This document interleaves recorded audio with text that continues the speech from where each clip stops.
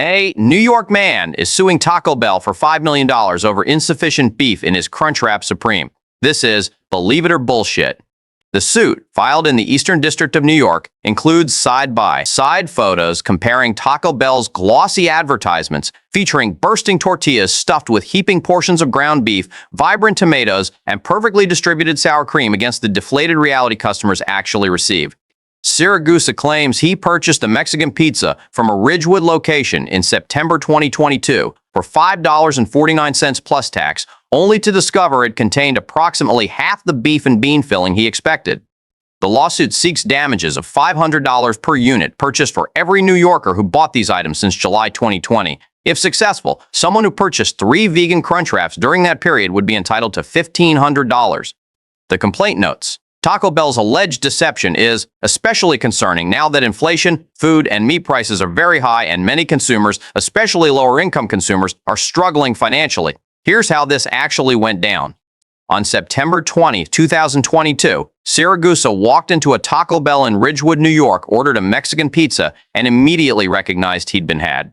According to NBC News, what arrived bore little resemblance to the marketing materials plastered across ordering boards, the company website, and third-party delivery platforms like Uber Eats and Grubhub. The lawsuit states the item contained approximately half of the beef and bean filling that he expected and looked like the images posted by other customers on YouTube. Nearly a year later, on July 31, 2023, Siragusa filed suit on behalf of himself and anyone else in New York who'd purchased the 5 contested menu items since July 2020. The complaint argues that Taco Bell's advertising photography, which depicts evenly distributed dollops of sour cream or cheese sauce and heaps of ground meat with nary a crumble spilled from it, constitutes false advertising and deceptive trade practices. Taco Bell's advertisements for the overstated menu items are unfair and financially damaging to consumers as they are receiving a product that is materially lower in value than what is being promised, the lawsuit reads. The filing included multiple comparison photos, advertisements showing plump, overflowing Crunchwraps next to images of the actual sad, flattened tortilla pucks customers received. The suit claims this isn't just about aesthetics, it's about portion control that borders on fraud. Taco Bell's promotional images show meat at least double what's actually provided, according to the complaint. For context, we're talking about the difference between a Crunchwrap that looks like it could feed 2 people versus one that appears to have been assembled by someone who deeply resents their job and everyone in the drive-thru line. Siragusa's attorney, Anthony Russo, has made something of a specialty out of fast food false advertising cases. In April 2022, Russo filed a similar class action against Burger King, alleging Whoppers are smaller in real life than in advertisements, a lawsuit that apparently convinced him there was a lucrative market in litigating the gap between food photography and food reality. The complaint specifically notes that Taco Bell's misleading advertising gives the chain an unfair advantage over competitors who more fairly advertise the size of their menu items, unfairly diverting millions of dollars in sales that would have gone to competitors. It's a bold strategy, arguing that honesty about mediocre portion sizes is actually the competitive disadvantage in the fast food industry. The lawsuit doesn't specify exactly how Siragusa determined his Mexican pizza contained half the expected filling, whether he conducted a careful ingredient audit in the parking lot or simply eyeballed it and thought, well, this is some bullshit. What's clear is that he documented his disappointment thoroughly enough to build a federal case around it. The class action is open to anyone who purchased the 5 menu items from any New York Taco Bell location between July 31, 2020 and whenever this thing finally gets resolved, which could be years from now. At $500 per item, the damages could theoretically run into the tens of millions if every eligible purchase in New York over 3 years qualifies. That's a lot of money for what amounts to the world's most expensive realization that food photography is aspirational, not documentary. That story's headed to the courthouse. Up next, a Florida woman posts bond on drug trafficking charges and walks free after 2 days. 10 days later, she's back in custody. The bag she was carrying had something printed on it that deputies found particularly noteworthy.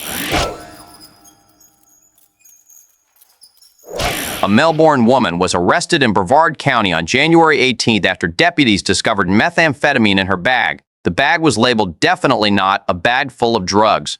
Taryn Acri, 31, now faces trafficking charges, possession with intent to sell, and possession of drug paraphernalia. This marks her second drug arrest in 12 days. Acri had posted a $15,500 bond on January 8th, following her first arrest on January 6th, when deputies found 14 grams of methamphetamine during a separate traffic stop. She is currently being held without bond. Deputy Lexi Gordon and K9 Aurora conducted the traffic stop that led to Acree's second arrest. The driver of the vehicle consented to a search, stating nothing illegal should be inside.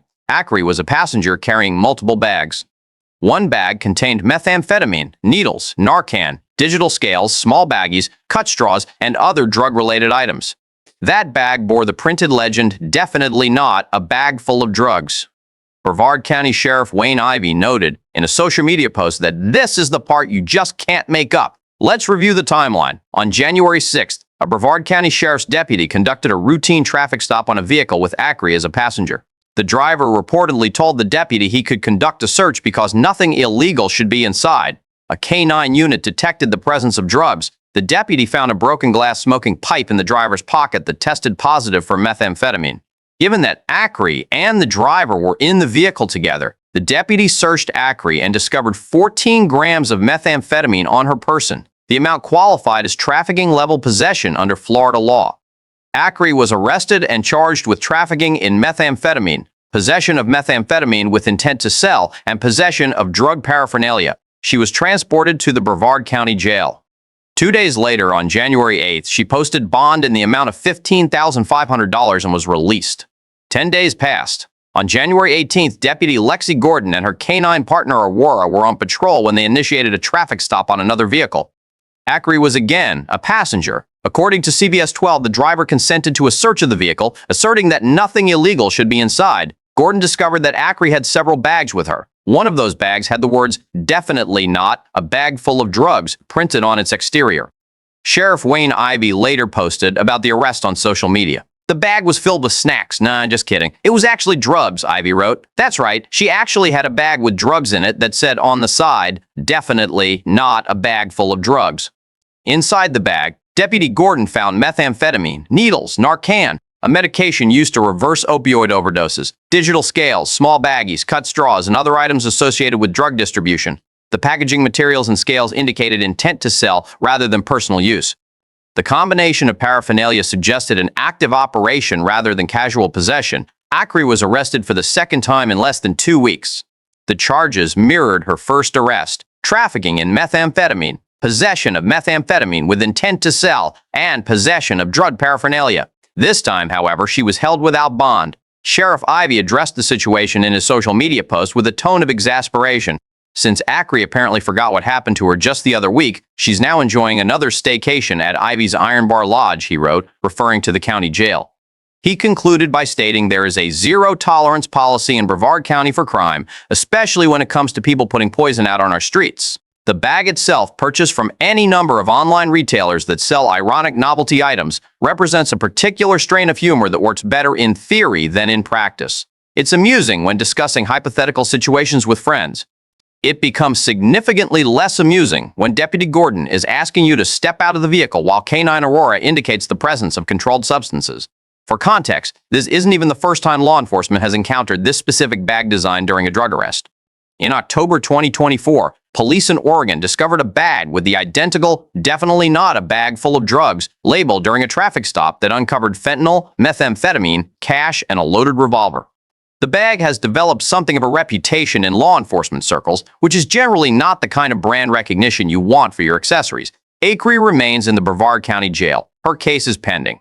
Both stories tonight featured people who got a second chance and immediately fumbled it. The Taco Bell plaintiff had the option to just eat his disappointing Mexican pizza and move on with his life. Acree had the option to, upon posting bond, never carry drugs in an ironic bag again, or at all. So here's the question. What's the dumbest second chance you've ever seen someone blow? Could be a job, a relationship, a legal situation. Real stories only. Drop them in the comments. That's Believe It or Bullshit. Hit that subscribe button because God knows what other insane shit I'm going to dig up next time.